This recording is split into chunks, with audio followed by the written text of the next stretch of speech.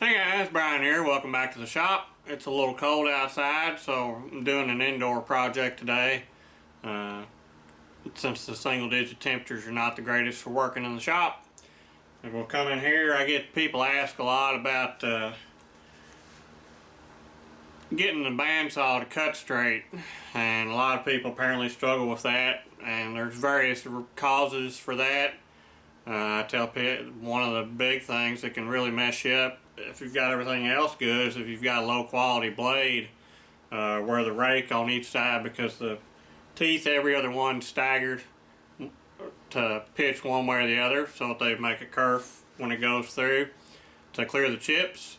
And if the blade is not consistent in that, it doesn't matter how good you set up the rest of your saw, you're always going to be chasing your tail with a saw that cuts crooked because of the uneven, essentially, tool pressure that makes it track off. And the longer the distance that you're cutting over, the more that becomes a factor as to where the blade wants to wander to. Even a super stiff machine like the Johnson here won't be able to make up for that. So you got to have good blades to begin with. One of the things that is often talked about with blades is the tooth spacing for what you're cutting, and that does make a difference. If you use a real fine blade for something that's a real long length of cut, you'll eventually jam up the teeth and shear them off, and it'll quit cutting.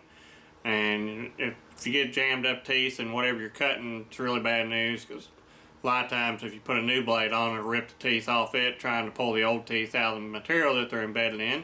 So you don't want that to happen. So it's always best to use the correct number of teeth for the item that you're cutting. I mean, if you're doing tubing, you're going to need a fine pitch blade, lots of teeth. If you're doing big bar stock and plates, then you're going to want a lot of clearance for chips, and you're going to want very few teeth per inch. So typically most job shops will use a mixed staggered varying pitch blade, like a 710 or something, 4.6, or I'm not this one that's on this saw, I believe, is a one made for doing bundles of structural material. And it looks to be a standard. Yeah, I don't think it's the staggered pitch blade on this one. I'd have to find the sheet and look, but it's a good quality blade and it works. So now let's talk about the saw itself. One of the things that you want is a rigid saw, but if you're using Harbor Freight or something like that, it's probably not very rigid. The more you can do to make it more rigid, the better your success will be. One of the important things is the pivot in the back. And you've got to have the pivot exactly square to what you're cutting, and it also needs to be tight, and it needs to be consistent, so that regardless of where you are in the arc, as the head comes down, it's still square. You know, if it's square down here but it's kicked in or out up here, it's going to cut on an angle when it comes down. So you got to have that square. I don't know if some saws maybe have an eccentric that you can adjust in the back to true that up. Like I said, you got to true it down here and at the top, so that as it sweeps, it's going to be in a straight line. The next thing you got to do is to be sure that your fence or your back jaw, or whichever one's stationary on your saw, is square to the blade, and needs to be square this way, and your blade needs to be square this way, because if your blade is tipped in or out, it's going to make it off track and you'll wind up with a crooked cut. So I'll show you here kind of how I rough it in to set this up. Then I'll fine tune it based off of the cuts that I get out of it. Get you zoomed in here and I'll show you the adjustments on this saw. Okay, so let's take a look at this particular saw and the adjustments that are on it. And With this bandsaw, the blade is laid over as it goes around in a circle. So in order for it to be straight, it has to come through rollers here and here, which corrects the angle of the blade from the angle of the wheels in order to make it vertical and perpendicular to what you're cutting, which is what you have to have in order for it to cut straight.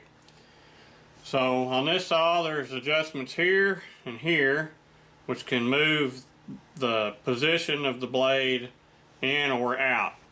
So that would make it turn on angles. You can see. If you need to cut more in this way, you can move it in or you can move it out. And same thing on this side, you can move it in or out, and that's going to change the angle as it comes to the fence. So that's your first adjustment. Then after that, the rollers themselves have to twist the blade in the vertical position.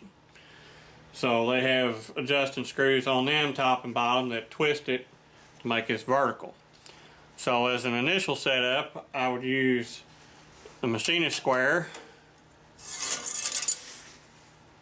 like this here.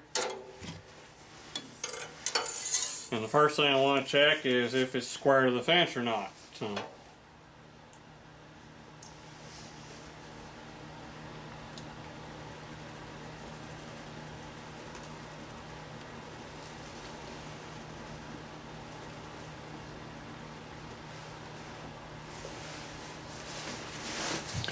keep in mind the pitch on the blades where they're staggered can mess with what you're measuring, so you need to be careful that you're on multiple teeth to average it out, or better yet, up on the back of the blade.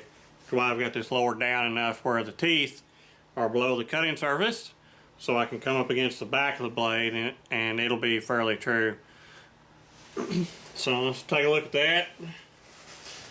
And press up against the fence and come out against the blade, and as you can see, yeah, you can't really see. May I get you over?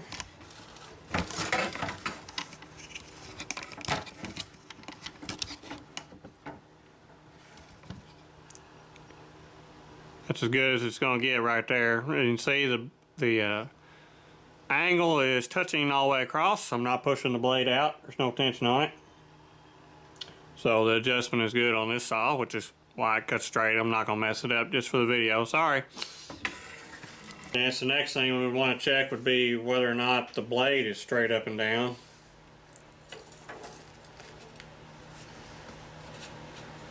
So I would square up against the fence and come out against the blade, and it's touching at the top and it's touching at the bottom on the inside, so we're nice and straight up and down. And you could raise this up and check it again, and that would tell you how your sweep is.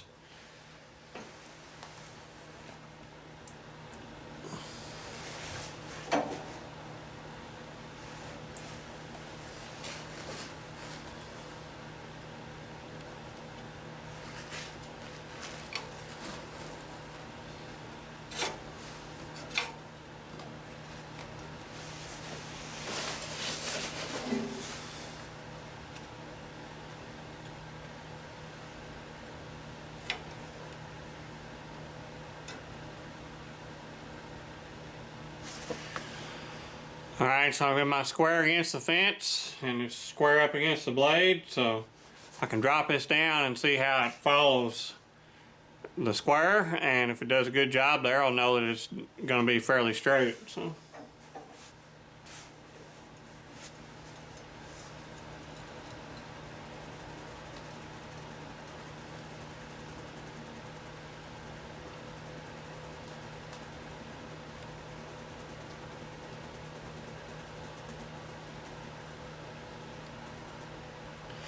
and following down through there, it's pretty good.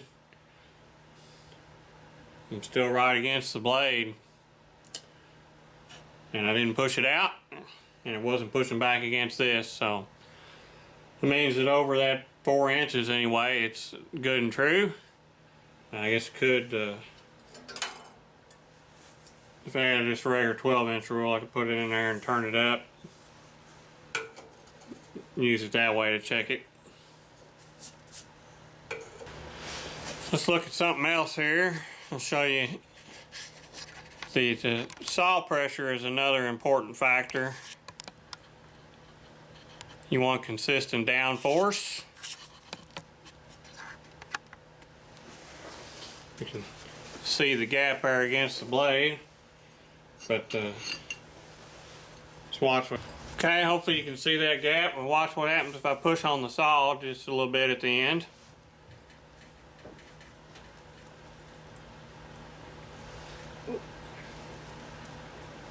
Can you see that move? It's probably 20 pounds of force on the frame. You can see that it flexes it that much. Over 4 feet, it's probably moving now 10, 15 thousand, something like that. So now you say to yourself, well, what's that 10 or 15 thousandths going to do when it's actually cutting? Well, of course, there's cutting force being generated by these teeth and the motor pulling, dragging it that way. So it's going to try and crawl up onto this part and pull itself at an angle. So you can have everything square and it still won't cut straight because the cutting forces are making it crawl around and making it lean over one way just from the pull force all going in one direction.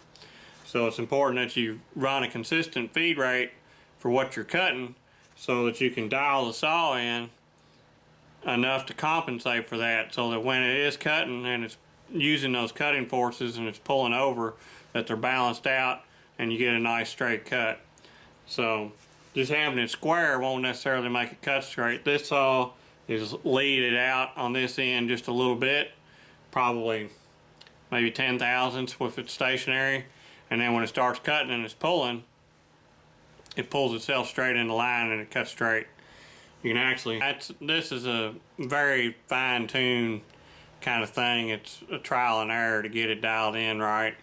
There's a lot that goes into play, but the biggest thing is that you need to have a good rigid setup where it's not going to move around on you very much, because if it does, you're really going to be chasing your tail. Also, you don't want the cutting force thing to play much into the factor.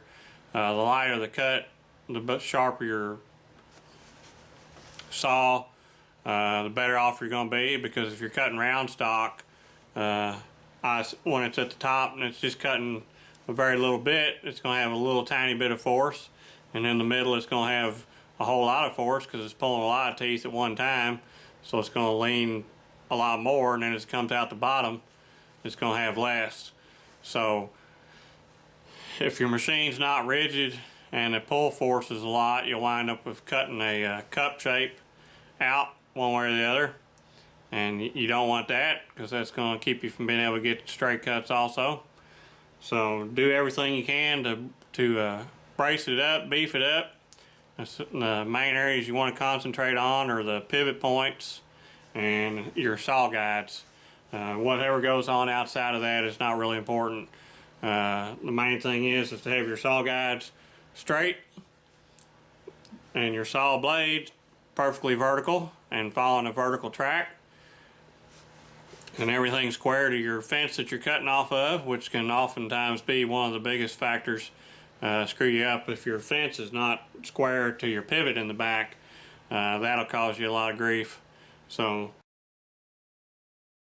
that's probably the first thing I would check, is to be sure that your fixed fence and your pivot are exactly parallel to each other, because if they're not parallel to each other, then you're going to wind up with crooked cuts all the time. So hopefully this tips and tricks on setting up a horizontal pivoting style bandsaw. This is not a dual post commercial vertical well saw or something like that. This is more like what you would typically find in your shop, although a giant size version and a little heavier duty, but most of you would have this type of saw, and hopefully this will help you maybe get better performance out of your saw and tell you what to look for if you're not getting what you were wanting. If you have any questions, feel free to ask. So thanks for watching, thanks for subscribing, and I'll catch y'all later.